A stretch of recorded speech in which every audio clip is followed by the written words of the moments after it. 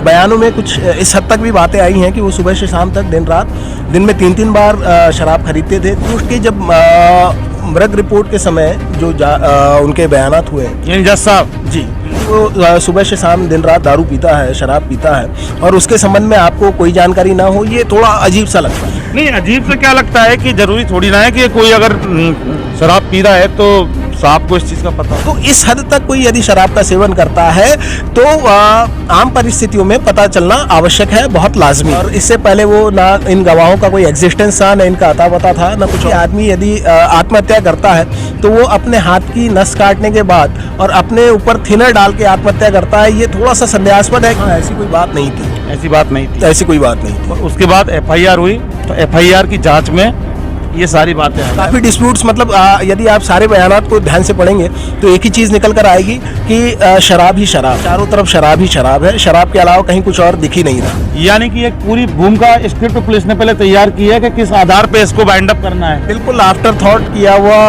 एक इन्वेस्टिगेशन लगता है। पुलिस ने, अगर आप जो कह रहे हैं वकील साहब, पुलिस ने ऐसा क्यों किया होगा?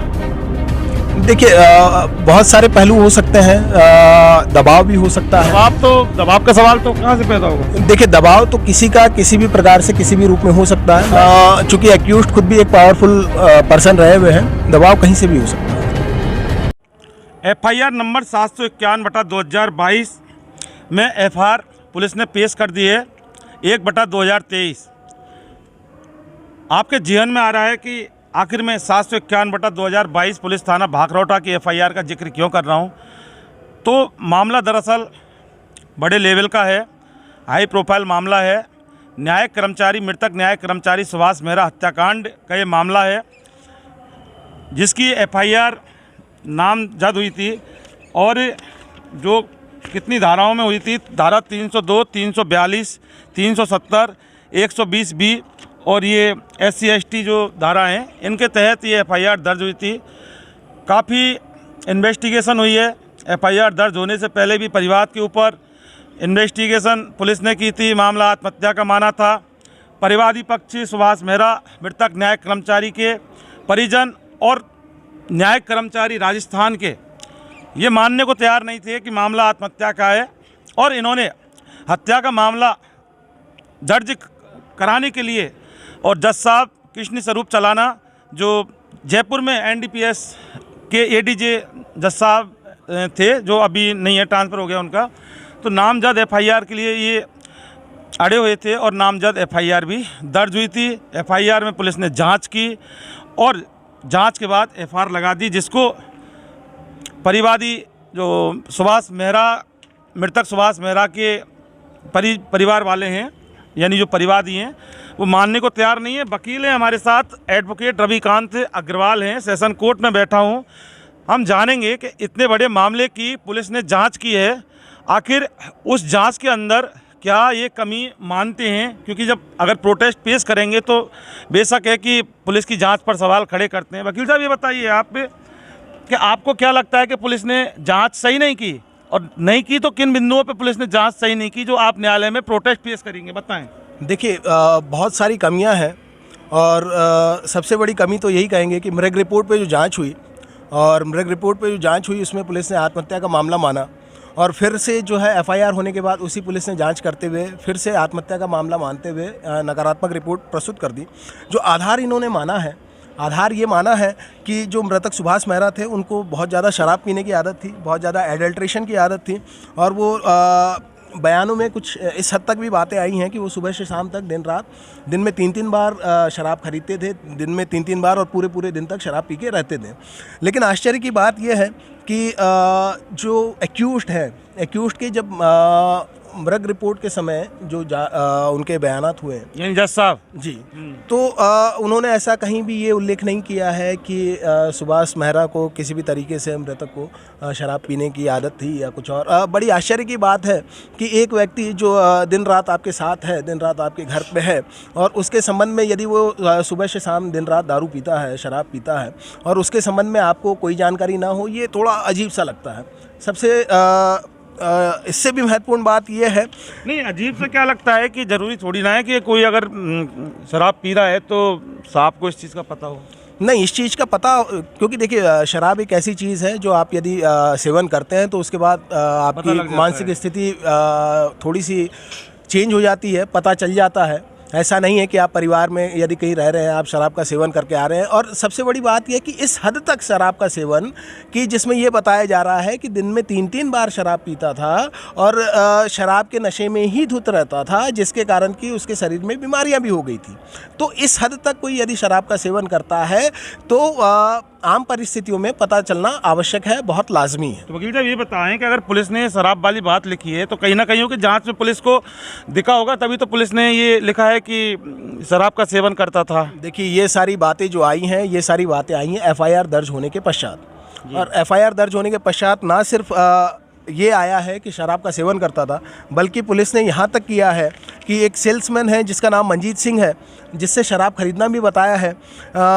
एक मृतक का एक साथी प्रभु नारायण, जिसके साथ शराब का सेवन करना बताया है। मतलब आकस्मिक तौर पे हर एक गवाह बहुत पुख्ता तरीके से पुलिस के अनुसंधान में सामने आ गए।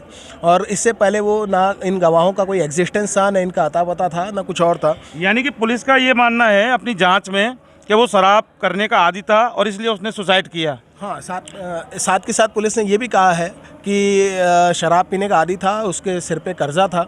बयानात में ये भी बात आई है कि मृतक सुभाष मेहरा अपने पूरे इनकम जो थी महीनों की, उसकी पूरी की शराब पी जाता था, उस पर काफ़ी कर्जा था और इस कारण से वो काफ़ी परेशान चल रहा था। लेकिन यदि तथ्यों की गहराई को देखें तो समझने वाली बात यह है कि मृग रिपोर्ट के समय ये सारी बातें कहाँ थी। और सबसे जो महत्वपूर्ण पहलू है वो यह है कि कोई भी आदमी यदि आत्महत्या करता है तो वो अपने हाथ की नस काटने के बाद और अपने ऊपर थिनर डाल के आत्महत्या करता है। ये थोड़ा सा संदेहास्पद है, क्योंकि ऐसी स्थिति में इंसान नहीं रह जाता है कि वो अपना हाथ काटे। और जो क्राइम सीन पे जिस तरीके से बताया गया है कि खून ही खून फैला था, उसके पश्चात इंसान एक बड़ा सा कैन लेके अपने दोनों हाथों से अपने सिर के ऊपर डाल ले और आग लगा ले। संदेहास्पद है। लेकिन वकील साहब, आपका ये कहना है कि मृग रिपोर्ट के समय ये शराब वाली बात नहीं थी जब जांच हुई थी मृग रिपोर्ट की? हाँ, ऐसी कोई बात नहीं थी। ऐसी बात नहीं थी। ऐसी कोई बात नहीं थी। और उसके बाद एफआईआर हुई तो एफआईआर की जांच में ये सारी बातें आई। एफआईआर की जांच में बाकायदा विटनेसेस आए हैं, जिनके पुलिस ने 161 सीआरपीसी में बयान लेखबद्ध किए हैं। सबके स्टेटमेंट रिकॉर्ड किए, कहाँ से शराब खरीदता था, कहाँ पीता था। जो एक्यूज्ड है उनके अड़ोसी पड़ोसी ने भी बताया है कि इस तरीके से शराब की बातें हुई थी और शराब की बोतलें फेंकने को कहता था। काफ़ी डिस्प्यूट्स, मतलब यदि आप सारे बयानात को ध्यान से पढ़ेंगे तो एक ही चीज़ निकल कर आएगी कि शराब ही शराब है, चारों तरफ शराब ही शराब है। शराब के अलावा कहीं कुछ और दिख ही नहीं रहा। जैसे कि सारा जो मामला है शराब पे आके और लिपापोती कर दी गई हो। देखिए, चूँकि ये इतनी मोटी फाइल है, इन्वेस्टिगेशन मीडिया पूरी फाइल को अपने लेवल पर इन्वेस्टिगेट भी करेगी और वकील साहब भी इन्वेस्टिगेट कर रहे हैं। और चूँकि पुलिस ने इन्वेस्टिगेशन किया है, जैसा कि इनका मानना है कि पूरे मामले को लेकर पुलिस ने जो एफआईआर पेश की है, यानी कि एक पूरी भूमिका स्क्रिप्ट पुलिस ने पहले तैयार की है कि किस आधार पे इसको बाइंड अप करना है। बिल्कुल आफ्टर थॉट किया हुआ एक इन्वेस्टिगेशन लगता है कि जो बहुत सोच समझ के और आफ्टर थॉट किया गया है, जिसमें सारी भूमिकाएं पहले ही बना ली गई हैं और उसी अनुरूप में सारे बयान दर्ज हुए हैं, उसी अनुरूप में सारी कार्रवाई की गई है।